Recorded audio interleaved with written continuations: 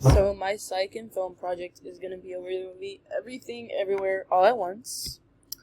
So the description for this movie is that it's an action slash sci-fi film. The movie explores ideas into Asian American culture, themes in LGBTQ, existentialism and religion, and the environment portrays modern day America and time travel to help portray how characters would turn out in different realities. So basically, the whole premise is that they explore different realities if they make different choices. So the character I've chosen for this project is Joy Wang, and she's the main character's daughter. And basically, in an alternate reality, she literally causes the destruction of the world and becomes the main villain. And she is a lesbian woman who has a falling out with her family and doesn't feel like truly anyone understands her. So I'm gonna diagnose her with BPD, and it's a mental disorder where one experiences unstable emotions, thoughts, and relationships. And I think if she went to a therapist in the movie, they would have diagnosed her with this since it is modern day America. And I don't think this result would occur in her Asian culture, though, because according to a study, in Asian culture, they are used to avoidance and low emotional awareness, but they never say anything about it because, due to parents, it's just seen as normalized. So in American culture, we view BPD as a bad thing that ruins relationships, and almost everything you hear about it makes it seem like it's the person's fault for having it, when in reality, it's just someone crying out for help.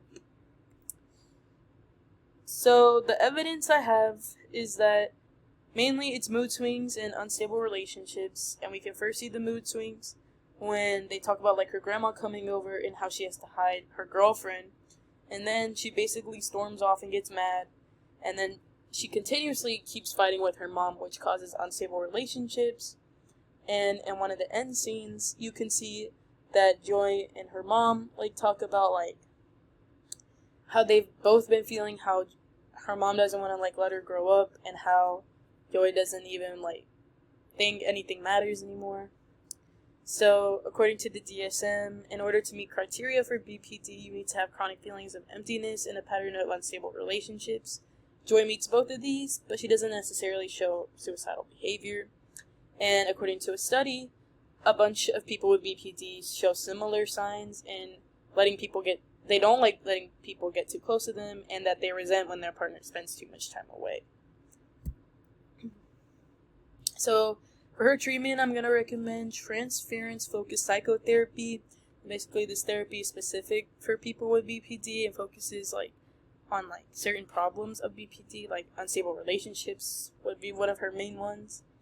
And it doesn't really have any ethical concerns, except for the fact that a lot of Asian parents probably don't even believe in therapy, but I know that's just cultural families, you know?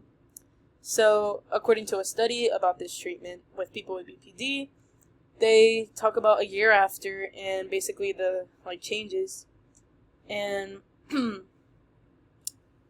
they saw a diminishing in the way the splits are and the mood swings are.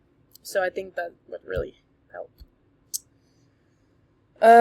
Broader perspectives, I think this movie gives a pretty accurate portrayal of BPD.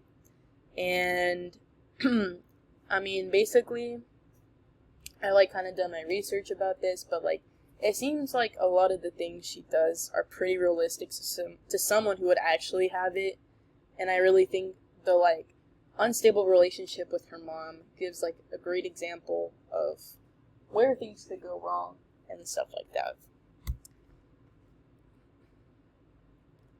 And here are my references. And that's it.